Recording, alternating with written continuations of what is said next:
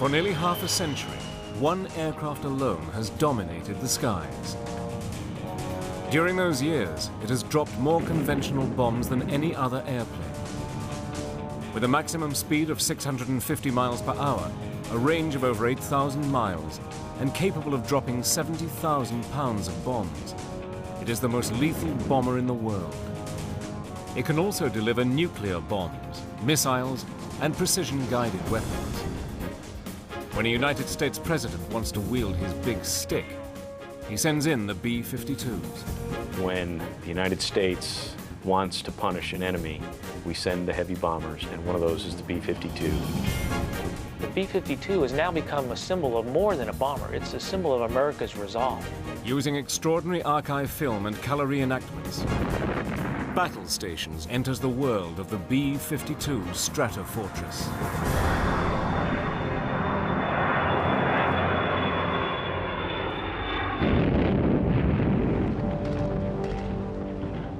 As far back as World War I, the use of aircraft as a means of delivering explosives was accepted as an effective way to strike at the enemy. As aircraft became bigger, so too did the amount of bombs they could drop.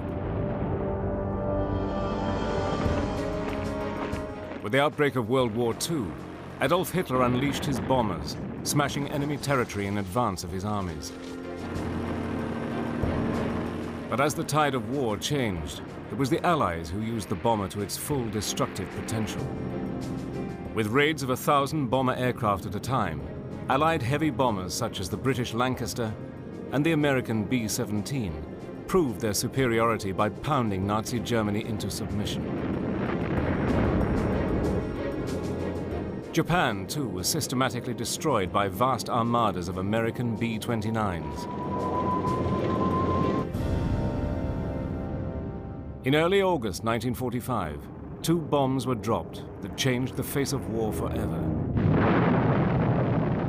And with it, the birth of one of the most terrifying instruments of war, the nuclear weapon. For the first time in over 6 years, the world was at peace. But signs of another conflict were already on the horizon, the growing threat of war with the Soviet Union. The USA began to prepare for hostilities with the Eastern Bloc. On March the 21st, 1946, an organization known as SAC, Strategic Air Command, was established. There was no office building, so we used offices in the old Martin bomber plant on this airfield. And we start seeing people that we had fought the war with coming from all over the place, mostly all B-29 types. SAC wanted air combat units capable of flying huge distances and employing the latest and most advanced weapons. But what America did not have was an aircraft powerful enough to meet these intense requirements. With this in mind, the Boeing company began working on various designs for a long-range bomber. These included radical swept-back wings and jet and conventional propeller-powered aircraft. But it wasn't until October the 21st, 1948, that Colonel Henry Pete Worden of the Wright Air Development Center met with Boeing engineers. They arrived with a wealth of documents and designs, but Worden paid little attention to the paperwork and requested a prototype using turbojet engines. He wanted the plans for this new prototype, and he wanted them fast. Pete Worden gave them just 2 days. It was a daunting request, but the team were not going to let Worden down. We were the ones that had to do it, and we knew what we had to do. And you see, I had all my aeronautical data on the B-55 because I just made a report on the airplane to Pete Worden earlier that week. So we had all the data, but we had to move it into the size of the B-52. The genesis of the mighty B-52 came about in humble surroundings, in a room of the Van Cleve Hotel in downtown Dayton, Ohio. It's a classic small-town hotel. I think the Boeing company had a suite on the 7th floor. It consisted of a kind of a sitting room. It had a big round table and a couch. So that was a suite. It was pretty good for the Van Cleve. The first thing we did on Saturday morning is we kind of figured out what we needed to do. We needed some drawings. We needed a performance document. So Vaughn and I, we were the airplane technical people. So we started in on the performance, taking my B-55 data and transferring it into the bigger airplane. And Ed Wells and George Shire disappeared. And at the time, we didn't miss them until they were gone. They came back about 2 hours later with some balsa, and what they'd been out doing, they decided they wanted a model, and they had to go around to the model shops and find the biggest piece of balsa in Dayton, and that set the scale of the model. Shire was the best aerodynamicist in the world, and Vaughn and I were a little upset with him because here we had this massive document to put together, and here he was sitting in the corner whittling a model. But anyway, that's what he did. Over the following 24 hours, the aircraft began to take shape. It would be an 8-engine jet using podded pairs of the Pratt & Whitney engines. It would have a top speed of 490 knots and the potential to deliver a 10,000-pound bomb load over a range of 5,320 miles. It would also have a radically redesigned wing with a span of 185 feet. By Sunday noon, we had things pretty good shape, so we called in the secretary of the Boeing office there, Miss Hines, and she typed up all the material that we'd written. The document has a few pages in it. On the Monday morning, they presented their work to Colonel Warden. He was impressed with the jet-powered plans and asked the Boeing engineers to continue with the design.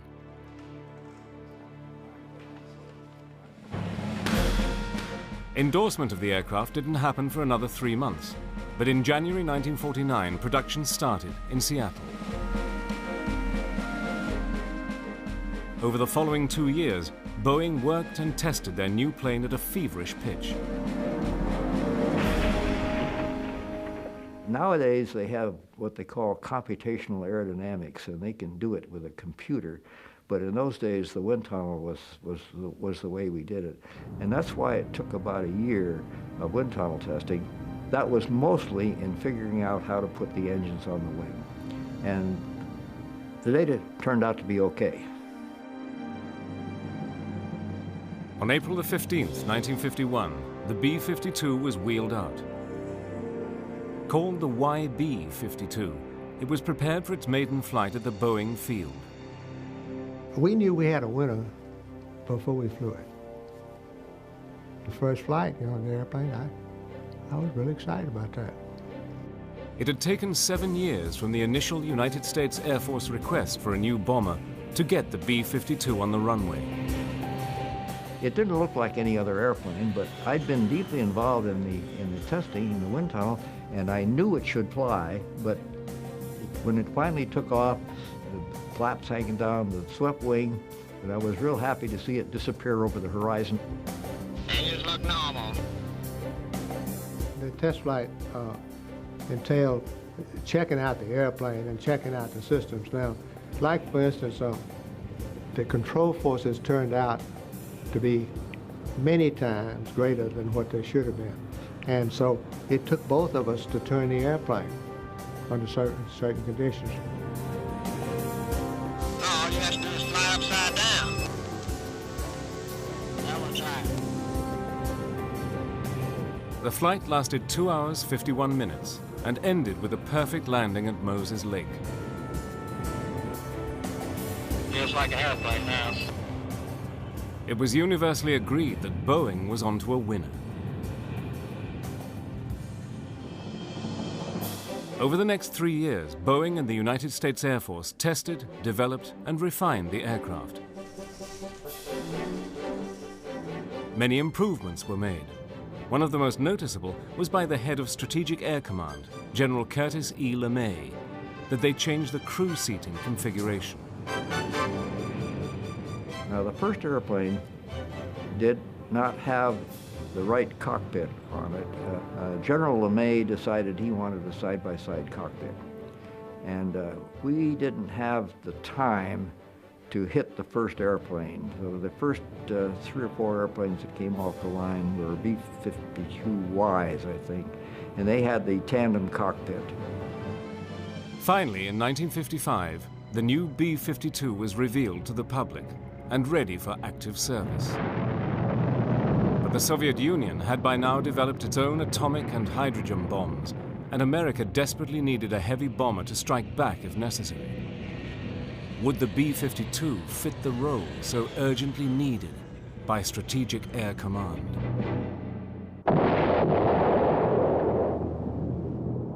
During the mid-1950s, the Soviet bloc began to build a terrifying arsenal of nuclear weapons.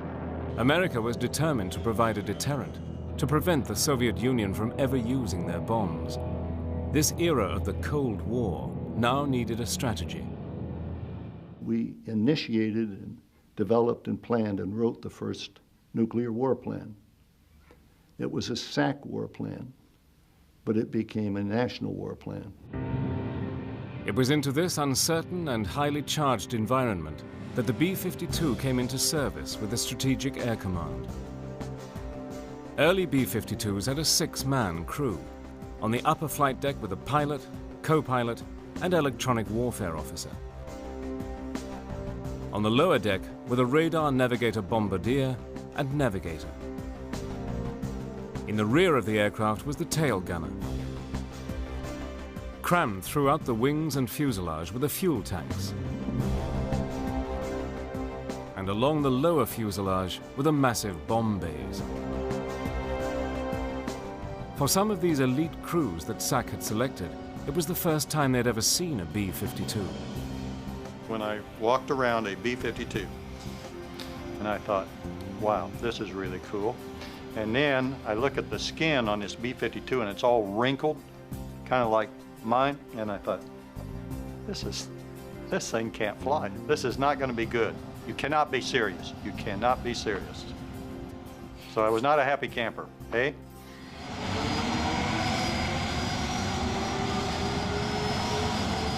I was just absolutely awestruck by the sound, the noise, the motion of the airplane, but it did fly and it flew very well.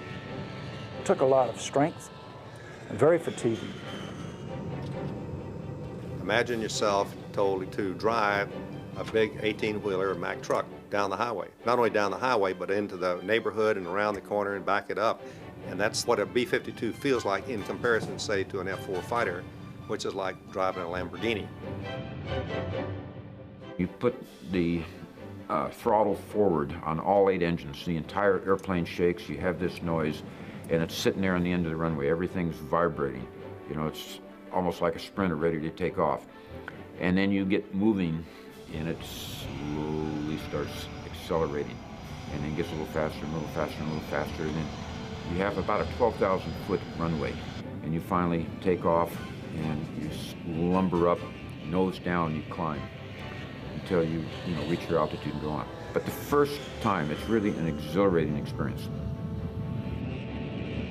The B-52 wasn't necessarily difficult to land and take off the airplane, except in a crosswind crab system where you could dial in the crosswind crab so that you could land the aircraft while it was pointed relatively into the wind, but you were flying actually sideways. So it was a very unusual and spooky sequence. As US military thinking developed during the Cold War, the greatest fear was of a sudden preemptive Soviet strike.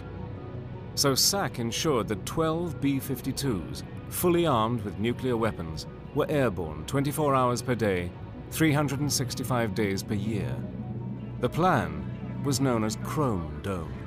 It was the plan in the Cold War to arm the bomber fleet with nuclear weapons and achieve a high state of readiness and comply with our national policy, which was to encircle the Soviet Union. Operation Chrome Dome had B-52s flying 3 basic routes. A northern route across North America and Canada, past Newfoundland and Iceland, up past Greenland and the Arctic Circle, across Alaska, and back down the western side of the US. A southern route across the Atlantic, orbiting the Mediterranean, then back to the US. And one B-52 constantly on patrol over Greenland, 24 hours a day. Each patrol was designed continuously to monitor critical targets in the Soviet Union that would never be more than 2 hours flying time from a patrolling B-52. But these missions, some as long as 26 hours, took incredible stamina on the part of the crews. Sitting in an injection seat, you had a 35, 40-pound parachute on your back. You were wearing a helmet, fairly heavy, and thermal underwear. You may have heavy boots. You have a winter flight suit or a summer flight suit. It was normally dark down there because you needed to have good visibility when you're watching the radar scope. Most of the times it was cold, a negative 55 degrees. And of course, the skin of the airplane, some places wasn't that well insulated. And then you add on top of that your high altitude, your low ambient humidity, and you would lose a lot of moisture. There were many times that I would lose 5 to 10 pounds, usually just in water, from a long, stressful mission. It was very cramped. We had air mattresses. You could lie down and rest. Obviously, the one pilot would be flying the airplane, one navigator navigating. We early on had a small oven where we could cook what was I characterize as an early TV dinner. We had a hot cup where you could have coffee or heat up some soup, and we had box lunches as well. Although with a range of over 8,000 miles, the Cold War B-52s had to refuel twice on each mission. But with these massive aircraft, each refueling was a maneuver fraught with danger. You are in very close proximity to the airplane. You imagine driving down the highway and you like to have 2 seconds between cars. Well, we're talking maybe 20 feet between the airplane that's above you and the bomber right below. And at a fraction of a second, if you hit an air bump or some kind of clear air turbulence, you have the capability, of his tail coming down and your nose going up. And yes, it could ruin your whole day. The boom operator in a tanker, he flies the boom. You had to fly the B-52 into this envelope, into this narrow airspace under the tanker that the boom operator liked. And some boom operators were so damn picky that if you didn't have it within a foot where they wanted you, they wouldn't stick the boom in. And I'd say, put the damn thing in, you jerk. Any time of the day or night when you were the pilot and were air refueling, taking on at least 40,000 pounds of fuel, when I finished, my body would be wet, just absolutely soaked. Perspiration. From October the 1st, 1957, during normal periods of readiness, 40% of SAC's bomber force was on continuous ground alert, ready to get airborne at 15 minutes' notice. When that klaxon went off, of course, you never knew for sure whether it was a training exercise or whether it was a real thing.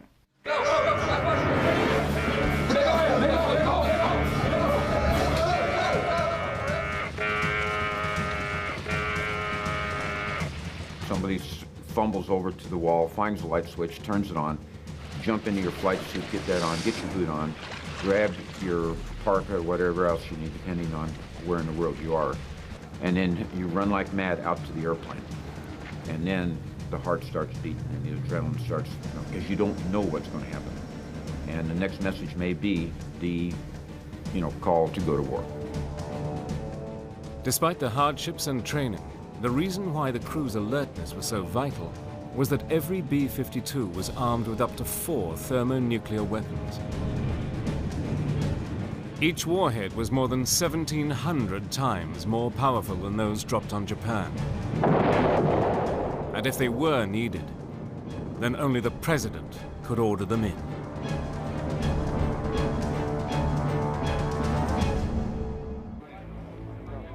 In the early 1960s, Strategic Air Command was the key deterrent against any attack by Russia. The spearhead of this force were the mighty B-52s. There was a story that used to be told that there was a general, and he'd go to the Russian premier, and the question was, is today the day we can take on the United States and we can come out ahead? And the general would say, not today, sir. And our job was to make sure that every day that was his answer. To enable the U.S. to keep that high state of alert, Strategic Air Command required the B-52 crews to undertake the long, stress-inducing tours of duty. The average tour of duty for SAC combat crew members in the early 60s, you would normally pull 2 7-day alert tours per month. So that's 14 days out of roughly 30 or 31 days that you could expect to be sitting nuclear ground alert. And you were expected to be able to launch within 15 minutes and go strike those targets if given the order to do so. So in addition to the pulling of the ground alert, you could expect to fly maybe 3, maybe 4 training missions per month. So your time was totally consumed with those responsibilities. The continuous training of the crews was hard and rigorous. Only the best survived. But it was not enough to be the best. They had to pass the psychological tests as well. You had the psychological profile, which was very important. In other words, you're talking about taking a nuclear weapon and dropping it on a country, and a lot of people can't handle that. And physiologically, are you able to take the long missions, the 20-plus hour missions that are required? Do you have the stamina? And you're given physical tests to see if you had that stamina.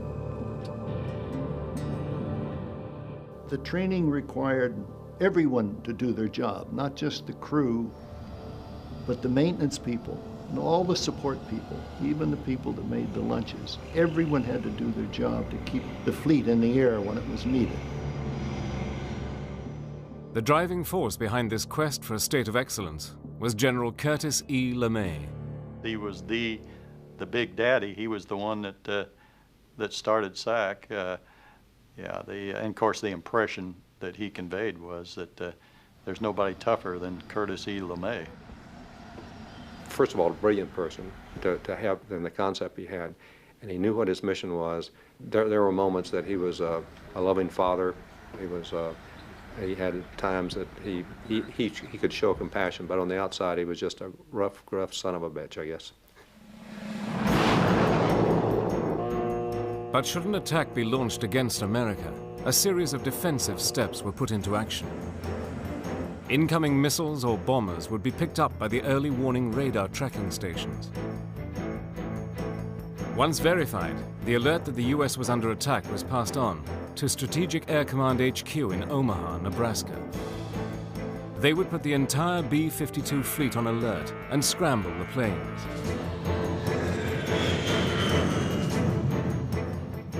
SAC would then consult with the White House. The president was never more than a few feet from the war plan. If, and only if it was necessary, the president would give the final order to go. Then the B-52s that were already airborne would receive their coded instructions, known as the go codes, to fly to their targets. There was a coded message that you would receive, and it required you and another what they called positive control crew member to authenticate this message. And it was there was a code. The code was a letter code. If you and the other positive control, which was the radar navigator, the bombardier, if you will, and if both of your cards matched the message, then that meant it was an authentic message, and it would authorize you to strike your target. Most B-52 crews had already made arrangements with their families for when and if they were ordered to bomb their targets. I had taken the opportunity, as had many other SAC combat crew members, to instruct my wife as to what she needed to do given a nuclear attack on the United States. And that included putting together the items and materials that she would need to take care of the children, packing the automobile, and have it ready to go to leave the immediate target our SAC bases were all targeted, and get away from it. Every mission carried with it an awesome responsibility. Roger, looks like It's a kind of a terrifying thought. You see, I had seen an A-bomb go off in Bikini. Not many had seen one. And I knew how horrifying it was. And we were carrying things much, much more powerful. And of course, all of us were keenly aware of the significance of the Cold War and the threat that was posed by the Soviet Union and the Warsaw Pact nations. And we were committed, if need be, to take them out. We also knew that we were never committed to a first strike or a preemptive strike. I felt confident that every crew that I was on would fly the assigned mission. We'd go there, do the best we could. If we were able to strike our targets, if not, if we were blown out of the sky, we were blown out of the sky. Because, if that happened, it meant that our country had already been struck. Each B-52 bomber was then on its own, heading towards its target. They can't pull you back. Once you have that, you're committed to the target. You just orbit there, waiting until one of two things happens. Either you get that message that tells you to proceed on to your target, or if you don't get it, you have to determine how long you can stay there in orbit at that point before you have to head back so you can make it back to a base and land without running out of fuel. Should the enemy bombers or missiles get through and destroy SAC headquarters, there was an alternative plan to guide the mid-air B-52s to their targets. It was called Looking Glass.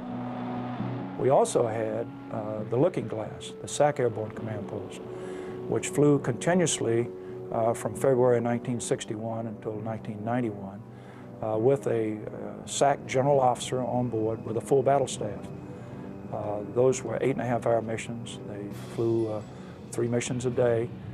And of course, that system was designed, if Strategic Air Command headquarters was lost due to an attack, then that general officer would find himself running the war and talking to the Commander-in-Chief, the President of the United States, and the Secretary of Defense. I was privileged to fly 358 of those missions in the 10 years I was a SAC general officer. This flying command center was a vital linchpin in the doomsday scenario. But thankfully, it was never needed, as just one misguided bomb would have resulted in a nuclear catastrophe, with potentially not a single living thing left alive on the planet. But accidents with all these nuclear-armed bombers did happen. And when a B-52 with 4 50-megaton bombs crashed, the world held its breath. During the Cold War, nuclear-armed B-52s patrolled the skies 24/7, ready at a moment's notice to deliver the most powerful bombs in the world. Those bombs were never dropped in combat, but on more than one occasion, they were nearly detonated by accident.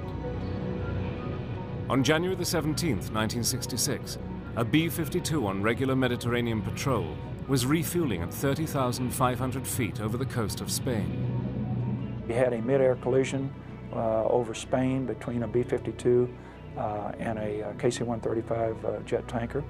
The KC-135 crew was lost. Many of the B-52 crew survived. The weapons were deployed, if you will, and had to be recovered from the sea, and it created quite a sensation. We were successful in recovering those weapons, and the safety that was built into the weapons. There was never any concern about a nuclear detonation. After another incident in Greenland, neutral governments began to object that B-52s armed with nuclear weapons were flying over their territory. The risk of a catastrophe was too great. And the introduction of intercontinental ballistic missiles, ICBMs, and nuclear submarines had given the United States an alternative retaliatory arsenal. Those events created such a stir on the world scene that Strategic Air Command and the civilian leadership of the United States decided to stop them, to curtail that operation.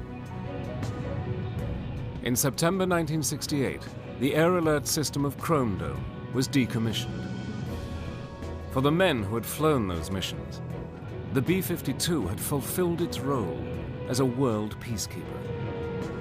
Looking back on it, I don't regret the 17 years I spent in SAC. I think we did a lot for our country. I think one of the things we were talking about is that most people think the Cold War just ended. It doesn't. We say that SAC won the Cold War. For over 10 years, the B-52 had patrolled the skies, waiting for the go codes that fortunately never came. But its days as a bomber were not over. It was about to take on a new mission over Southeast Asia.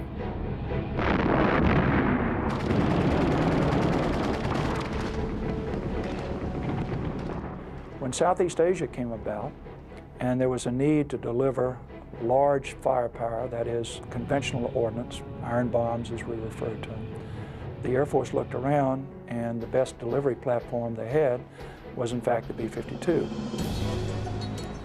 In March 1965, in the escalating conflict in Vietnam, President Johnson gives the go-ahead for Operation Rolling Thunder, the bombing of North Vietnam. Again, the B-52 is mobilized, and again it is modified to conduct its mission. We modified the B-52D models with what we call the big belly modification to the point where between external and internal carriage, they could carry 108 750-pound bombs. From 1965 onwards, the B-52D big belly versions would carry the burden of the conflict single-handedly, until joined by the B-52G versions in the final stages of conflict. Between 1965 and 1968, in Rolling Thunder, B-52s flew more than 2,000 sorties and dropped over 630,000 tons of bombs. This was the first time that the B-52 had entered the theater of actual warfare. I had already told my crew, if we get hit, we're going to ride that airplane until it blows up. I didn't think they'd be taking any prisoners. When you were flying over there, it was a large, non-stealthy airplane. When you would put a radar scope on it, it would stand out almost like a flashlight because of the sides, it was metal sides, and it would reflect radar energy. That's why there were so many ECM, electronic countermeasure aircraft flying with the missions and the electronic countermeasure officer on board. But still, even with that, it was pretty much a sitting duck at high altitude.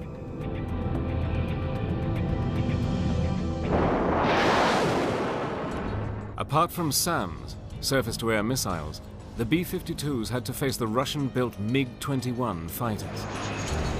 We didn't really have a problem with MiGs trying to attack the B-52s. We found the MiGs flying in formation with us. And they were flying at our altitude, at our airspeed, at our heading, and they were transmitting this information down to the gunnery, to the SAM sites. So here's a guy on the ground, he knows your heading, your altitude, and your airspeed, and it simplifies his process of shooting you down. By 1970, the heavy bombing also extended outside Vietnam to Cambodia and Laos. Sortie rates had risen to over 3,000 a month. But the best-known manifestation of the massive U.S. air effort in Vietnam was still to come. It would bring losses of aircraft and crews to the B-52s, the like of which they never before had to face. By 1972, the conflict in Vietnam was raging, and peace negotiations had reached a stalemate. So a major escalation of the B-52 bombing was ordered. Operation Linebacker 2. This was to be the systematic bombing of key objectives in North Vietnam.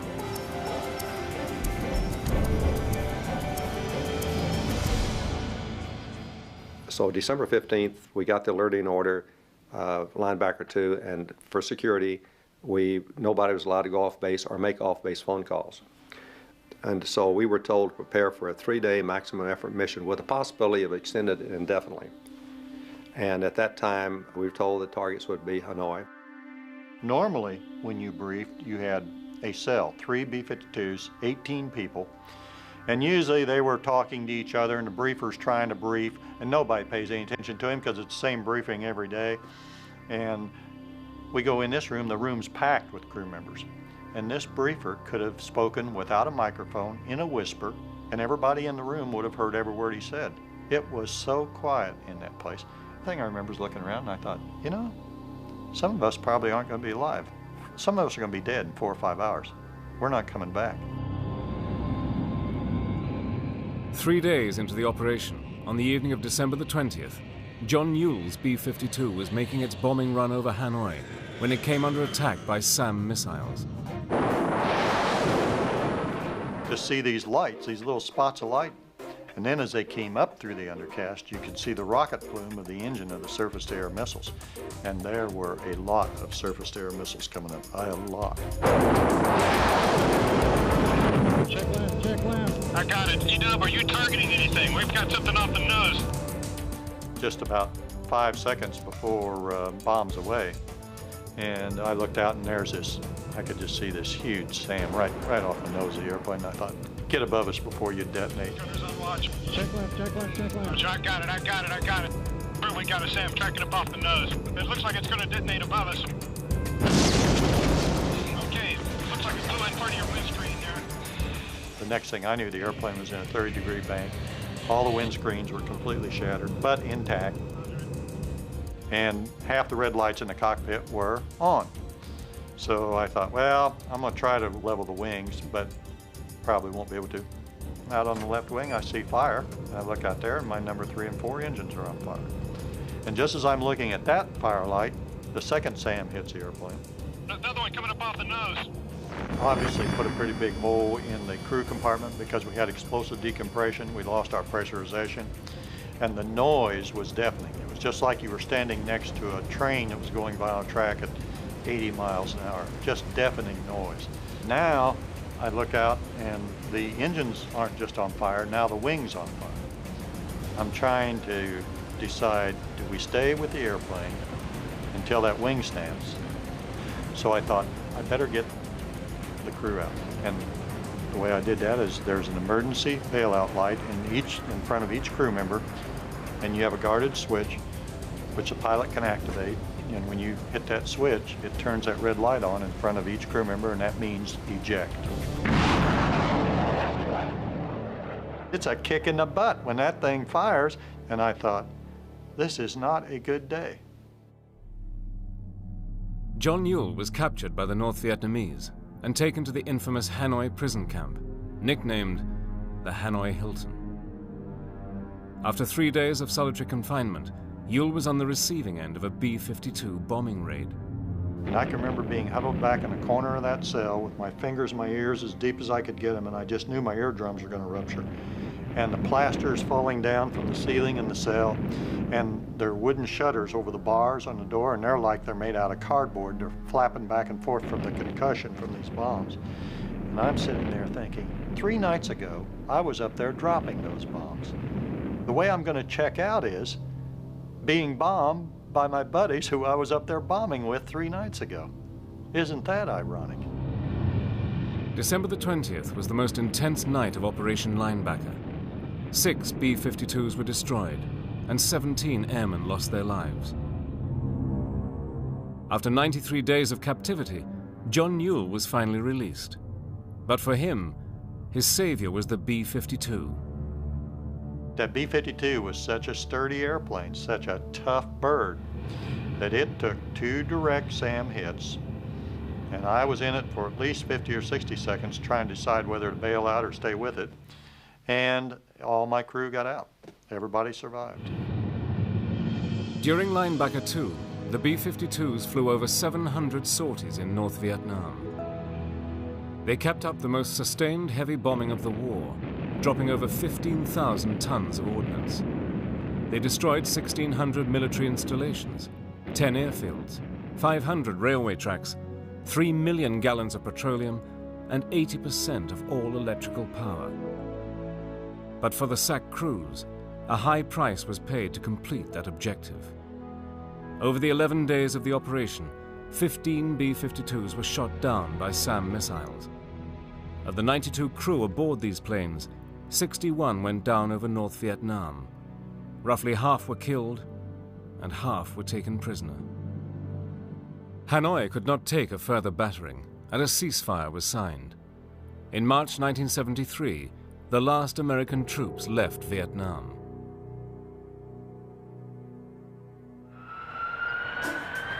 Throughout the 1980s and 90s, the B-52 remained the principal strategic heavy bomber in the US air fleet. Constantly updated to incorporate the latest airborne technology, the B-52 was always ready to go into action. On September the 11th, 2001, as it neared its 50th birthday, the B-52 was called on again. On the 11th of September, we were in the middle of an exercise, and we watched the airplane hit the second tower, at which point we knew then that this was not just an accident, that it was an attack on the United States. So it really hit home at that point that we needed to take the attack back to the enemy. Their targets were the Taliban extremists, who for 5 years had held the Afghanistan people in an Islamic reign of terror. Home to the Al-Qaeda terrorists, this organization was held responsible for the September 11th atrocities. So began the war on international terrorism. The B-52 has at least 3 different precision weapons.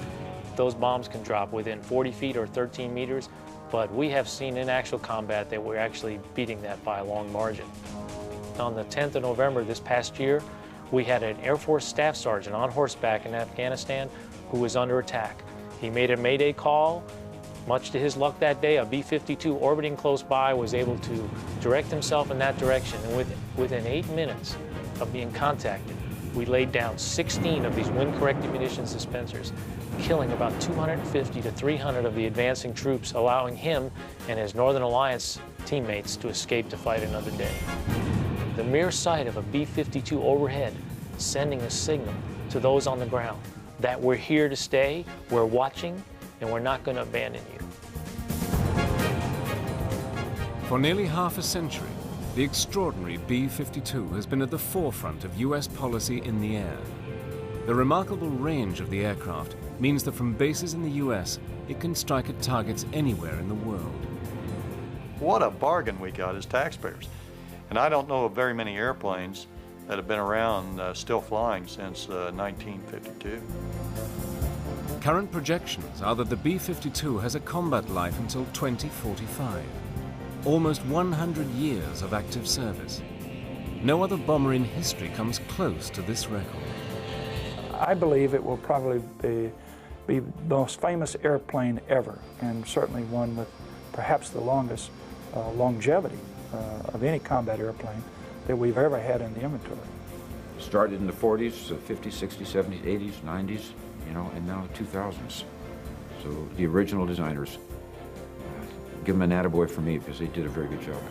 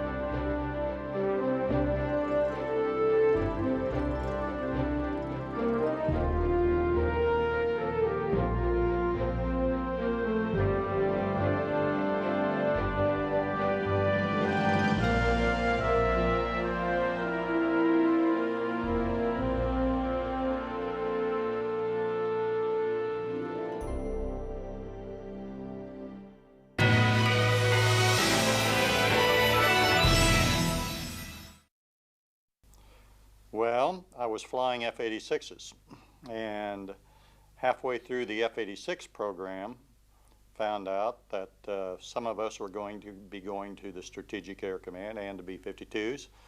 And I was one of the fortunate ones that ended up in B-52. So I was not a volunteer to go to the B-52. I went against my will, but that's how I ended up in SAC and B-52s.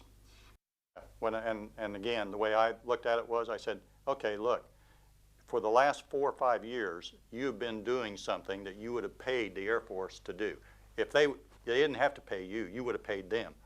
For the navigation, the assignment I had as a navigator, for pilot training, for flying the F-86, I would have paid them to do it. They were doing just what I wanted to do. And I thought, now I see what they were up to. Those sneaky mothers. They let me have fun for 5 years. Now I'm going to start earning my pay. Now I'm going to start doing something that it's a job. It's not, I don't enjoy this, but it's a job, and I understand that, and I'm committed, so I'll have to do it. No, oh yes I do. I do remember one specific thing about the very first flight. We go out to fly, we taxi out, and we run all of our checklists before takeoff. We're sitting there on what they call the hammerhead, the area just before you go on the active runway. We're sitting there. So I turn around to the IP and I say, what's the problem? Why aren't we taking off? And he looks at me and he says, take off? We don't take off until our scheduled takeoff time. Well, I'd been in the Air Force for, what, 5 years, and I had never heard of a scheduled takeoff time before. And all my flying had been when you're ready to go, you go. When you run the checklist and tower clears you, you take off. Scheduled takeoff time. So we sat there 10 or 15 minutes just waiting for this magic time to arrive, and then we get to take off. So that was that's what I remember about my first ride. I don't remember too much about the airplane, but I do remember later on, as we're going through the training, my pilot, I'm the co-pilot of course, and my pilot who is upgrading to pilot, he's been a co-pilot, he's out there getting his upgrade training, and he's great in every respect except refueling, and he is having a lot of trouble refueling. And evidently my nonverbals to the instructor pilot were, I cannot believe this guy can't refuel. I mean, I'm just looking like, I know I can do this. Because this instructor to me said, he said, as soon as I get Vic checked out, you're going to get your shot. We're going to let you refuel. And I thought, great. So the magic day came. Finally, Vic got where he could refuel. So the instructor said, all right, Vic, get out of the seat. You'll get in the seat.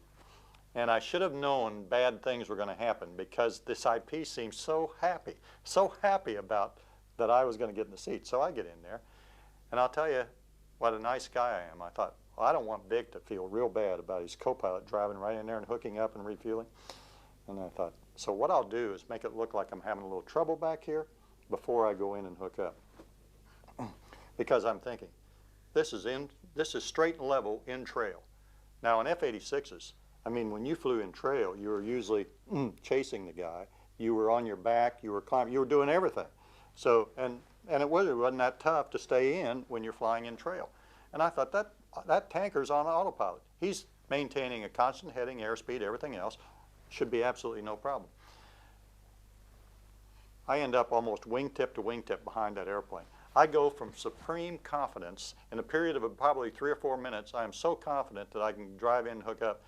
Within 3 minutes, I'm saying, I don't give a damn. I could fly this airplane for 20 years and I'll never learn to refuel it. This is ridiculous. I couldn't get close to that tanker. I was just back and forth, back and forth. I could not stabilize the airplane when I was getting close. And the instructor pilot just loved it. He loved every minute of it. He said, oh, you're doing great. What a wonderful job of refueling. The EW later told me, he said, John, he said, I thought you were going to kill all of us. I thought we were all going to die. He said, I could feel the airplane going through all this thing. Yes, it was, when that klaxon went off, of course you never knew for sure whether it was a training exercise or whether it was a real thing, and that is true. After a few years of pulling alert though, and usually I'd say during a normal alert tour, and at the base I was at, that was 7 days, and it varied from base to base. But a 7-day alert tour, you might have 2 or 3, maybe 4 alerts during the week you're on, and of course, obviously all practice. Except they weren't all practice. In my 6 years, I had one that was not a practice. and this was a malfunction with the BMUs. It was a combination of three things, as I understood it. The BMUs, which was the early warning up in Alaska, and they had some malfunction with that. Then there were, I guess they thought, flights of geese or something flying. Anyway, the command thought that there may be incoming aircraft, and so they had their procedures to follow. If they thought they saw airplanes coming in from Russia, then they were to get us. This particular message it came across was not to launch us, but it was to get us out the end of the runway with the engines running. And the other thing that was a clue was the practice klaxons were usually during daylight hours. I can't remember one ever after 9 o'clock in the evening. And this one happened about 4 o'clock in the morning. When this klaxon goes off at 4 o'clock in the morning, that really got all of our attention because that just never happened. So we run out the airplane, we crank up the engines, we crank the radio up, and we hear this message, which is not a practice message. And so we're taxiing out and we think, whoa, now this changes your whole attitude. And the way I can relate this to you, it just so happened on this particular morning when we got this, we had a brand new navigator, his first tour on alert, first alert tour. And his observation when it was all over and we came back into the alert facility, he said, wow, he said, I didn't know you guys took this so seriously when the klaxon went off. We had to explain to him that this was not a normal klaxon response, that it was it was a real thing. Quite an interesting event, for me anyway. We were at a party at the officers club, and in the middle of the party, the wing commander says, all right, everybody go home, go into crew rest, and be prepared. And we knew about the Cuban Missile Crisis. I mean, we knew that it was a high state of readiness for the country. So it was really no big surprise that we were to go into crew rest and to stand by for whatever's going to happen. Well, the next thing that happened was, okay, we're picking up airborne alert along with a lot of other wings that weren't into it right then because of the increased readiness for the whole command.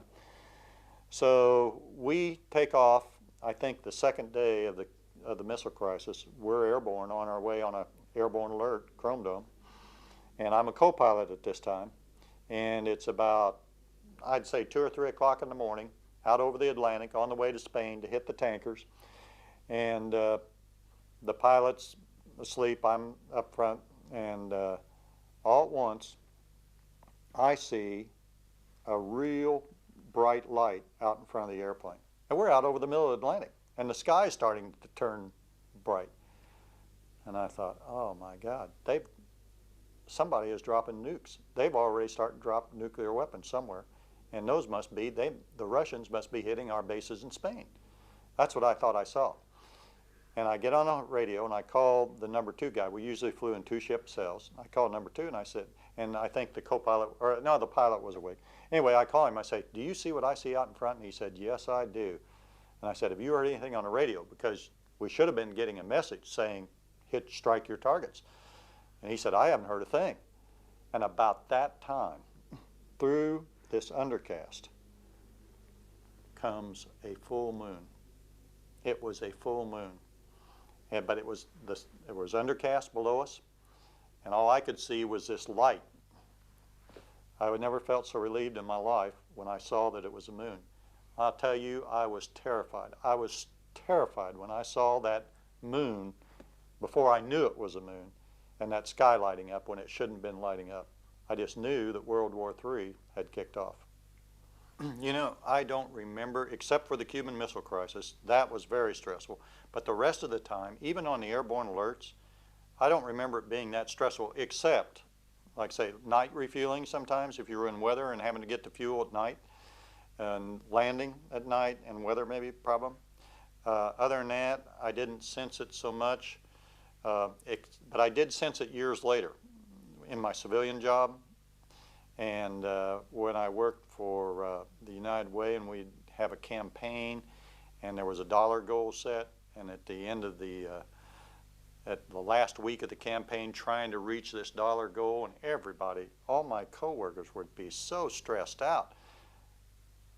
And I thought, what is the big deal here? You know, so what if we don't make this goal? So what? And you know, to them, this was life and death. And then it finally dawned on me. I thought, you know what? This is probably the most pressure they've ever been under in their lives, is this. And I thought, oh, wow, what a way to go through life. And I told one of them once, I said, you want to know what pressure is? How about being a 30-year-old aircraft commander of a B-52 with nuclear weapons on board, and you got a problem. You got a real big problem. That's pressure. And so at the time, to answer your question, at the time I didn't really think, except for those exceptions I mentioned, like the Cuban Missile Crisis, the others. But it wasn't until years later that I looked back on it and I thought, hey, that was some pressure I was under at that time, but I don't recall it now as being that great.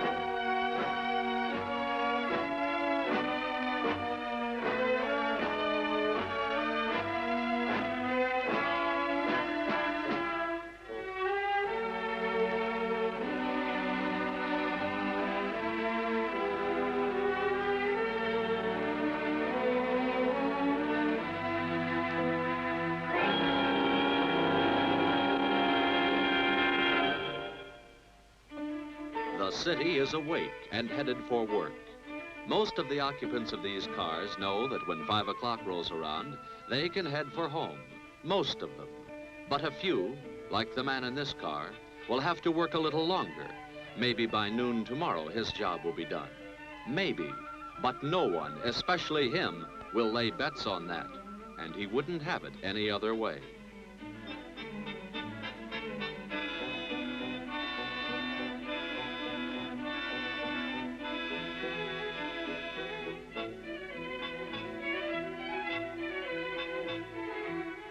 This is Major Paul Dobbins, U.S. Air Force. His title is easy to remember, commander of a B-52G missile bomber, codenamed Buzzsaw 48.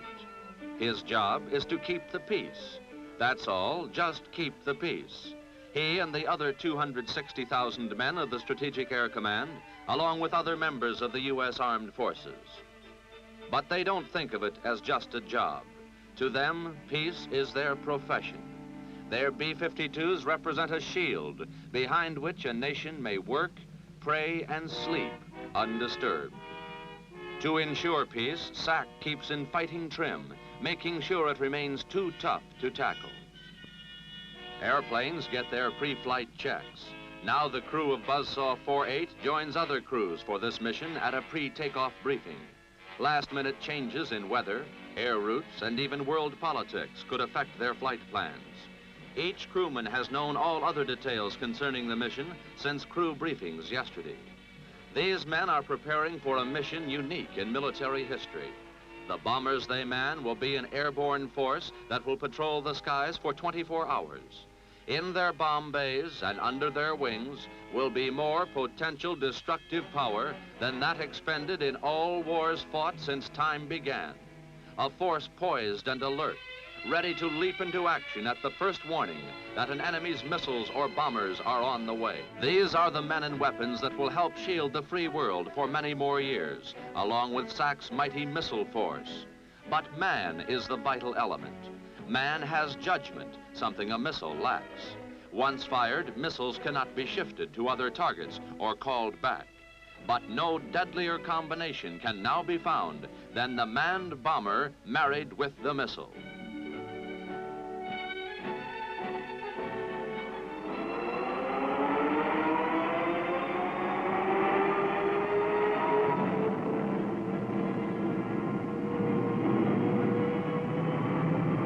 Tower, this is Buzzsaw 48. We're taxiing. Roger, 48. You are cleared for runway 35. The men of Buzzsaw 48 and the airborne alert mission they fly could be compared to the club carried by the prehistoric caveman. That club represented what is known today as the deterrent concept, preventing an enemy from attacking because he knows that an attack would mean instant and devastating retaliation.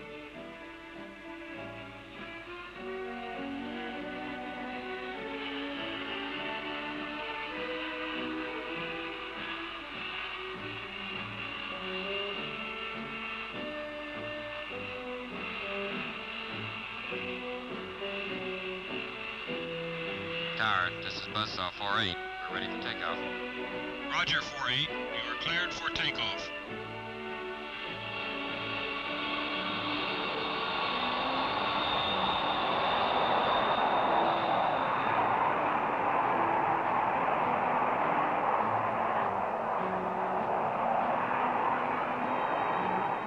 But this retaliatory force is not a wooden club. It is an instrument of sinew and steel, the sinew of dedicated men, and the steel of weapons the like of which the world has never before known.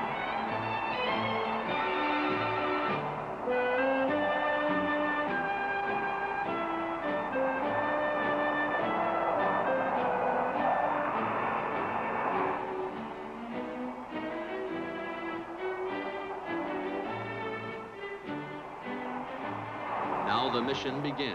Operation Skywatch, a 24-hour hack, any minute of which the order to attack might be given.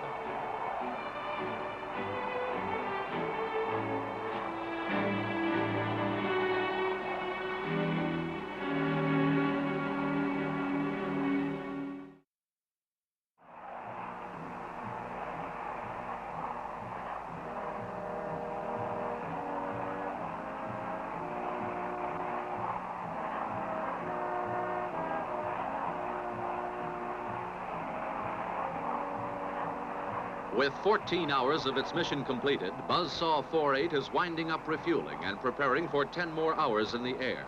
There is no practice on these missions. The airborne alert planes have but one purpose: retaliation if war begins. But let's go back to the time before these men were assigned to airborne alert, a training period in which they underwent long, grueling hours of practice to qualify as combat crews. In those days, one goal stood out above all: hit the targets every time. AC, this is Navigator. Go ahead, Jack.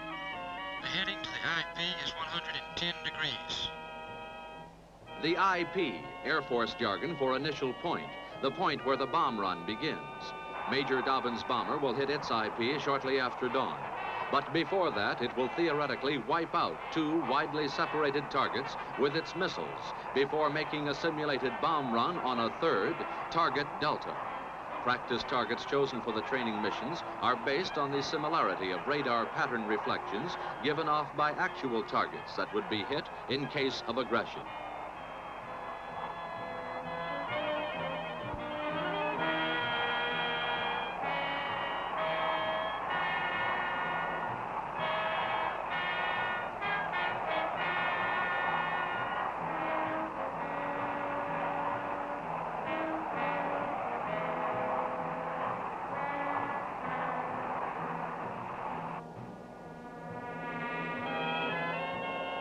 This is Navigator, AC. Go ahead, Navigator. Decoy firing time in 10 minutes. Initial launch of assault missiles in 18 minutes. Okay, Jack. Coordinate all firings on schedule. Decoy missiles? If the missile bombers ever thunder into enemy territory, all weapons will be trained on them. In defense, a number of small decoys will be released by the bomber. Each will give off the same radar impulses as the B-52. Result, instead of one B-52 streaking to target, ground radar screens will show several. The enemy must then decide which is the real bomber.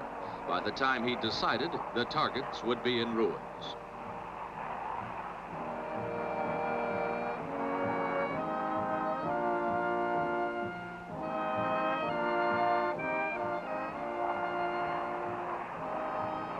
AC, this is Bombardier. We have target on scope. The practice missile firings against targets Coco and Bravo are only minutes away. While the Hound Dog missiles will be fired only in America's defense, they are nonetheless ready. Now, on this simulated attack, switches are thrown, but the missiles are not launched. Instead, electronic impulses recorded on the ground tell the crew where each missile would have struck. But here is what the two nuclear-armed missiles, and later the new air-launched ballistic missiles, could do if the firing switches are ever thrown in retaliation. Two strategic targets many hundreds of miles apart would be leveled, while Buzzsaw sped on to drop its bomb load on a third target.